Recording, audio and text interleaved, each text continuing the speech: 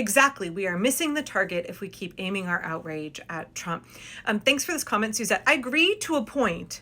I do think it's totally fine to be outraged at Donald Trump, who is trying to destroy our democracy, wreck everything about the United States, make all of us suffer because of his fragile ego and his desire for retribution, and also his constant, incessant need to grift.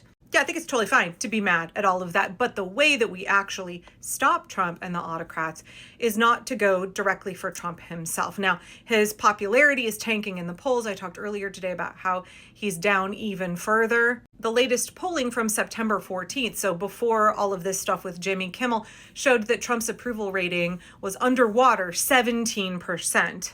He's deeply, profoundly unpopular, and I think that people should be entitled to have their outrage at all of the horrible things that he's doing, right? 340 million people are being made to suffer because of the machinations and the fragility of an aging narcissist. But why is it that he's allowed to have that much power? It's because of all of the people and institutions underneath him. I know that this is a point that I keep driving home over and over and over again, but it's so important to understand that Trump is a very weak ruler. Autocrats are always very weak because they do not have the will of the people behind them. Donald Trump did not get 50% of the vote. He never had a mandate from the people. And from basically February 1st on, his approval has been dipping and dipping and dipping. And then if you look after June, it's just like all the way down, right? He's absolutely tanking in the polls. He's far behind where Joe Biden was at this point in his term, and substantially, something like 30 points behind where Barack Obama was at this point in his first term. I'm sure that really burns Trump's biscuits. Now, before the election, I mostly talked about, like permaculture design and non-authoritarian parenting and intentional communities, things like that. And I've had to have a pretty steep learning curve around how would-be dictators consolidate their power and how it is that somebody who could be so deeply unpopular with the voters of a country could still be in charge, still hold on to power. I really encourage any of you who are interested in learning more about this. There is Congresswoman Pramila Jayapal's Resistance Labs. Indivisible has a whole section on their website, indivisible.org. Follow Tad Sturmer, follow Heather Cox Richardson, go to Dr. Erica Chenoweth's wagingnonviolence.org.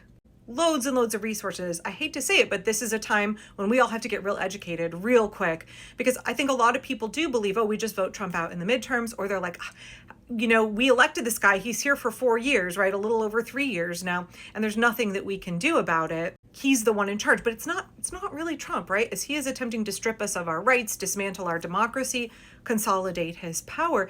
The reality is, it's all of those people and institutions underneath him that are propping him up. And that is where we need to be aiming our outrage, right? That is where we need to be focusing our energy and where we need to be strategizing. Or under Donald Trump are all of these people, colleges, universities, the military, police, corporations. There's so many corporations, y'all, especially media corporations, right? Watch what ABC and Disney are doing right now. Wealthy people, loads and loads of billionaires, the super rich CEOs, right? Anybody who stands to profit in a system where Donald Trump is giving giant tax breaks to the super rich, where he is stripping away workers' rights, he is making it harder and harder for your average working class person to have any quality of life. The people who are benefiting from that are going to be extremely wealthy, and they're going to be doing their darndest to keep holding Trump up.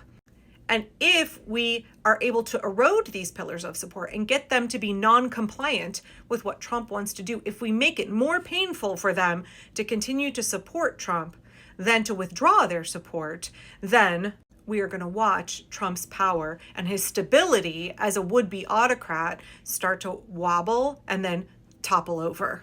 So if you are outraged at the cruelty, the inhumanity of this regime, I really want you to think about going for all of the enablers underneath Donald Trump, right? That's exactly what they are. They are enabling him. They are empowering him.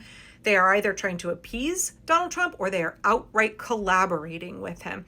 If it were not for all of these pillars, like Columbia University, like corporate legacy media, like Republicans in the House and the Senate, if it were not for all of these motherfuckers under here, Donald Trump would not be empowered today. They are propping him up. So if you want him to tumble, you have to work to erode all of these pillars underneath him. Now, what does that look like? If you are an alumna of a college or university that is scrubbing their DEI policy and is bending the knee to Donald Trump, now is the time for you to contact your alumni association, to contact the school and say, you're not seeing another penny of my money. When you see big law firms that are bending the knee, like Paul Weiss and Skadden, cool, find out who those attorneys are that are in charge. What boards are they on for other institutions? What are the ways that you can pressure them and make their lives abso-fucking-lutely miserable? Through entirely legal means. We have so many different ways that we can pressure these folks using levers within the system, using pressure points within the system. Let me give you another example. Two companies, Avelo Airlines and Signature Aviation, by the way, Bill Gates owns a lot of shares in Signature Aviation.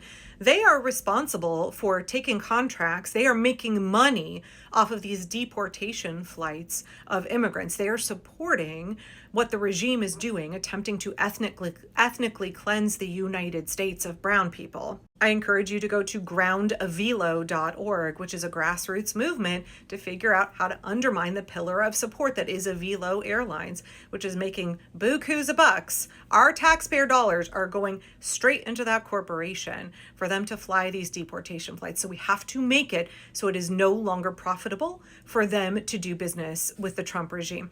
One of the ways we do that is that we pressure our local airports that are willing to let Avelo fly out of their terminals.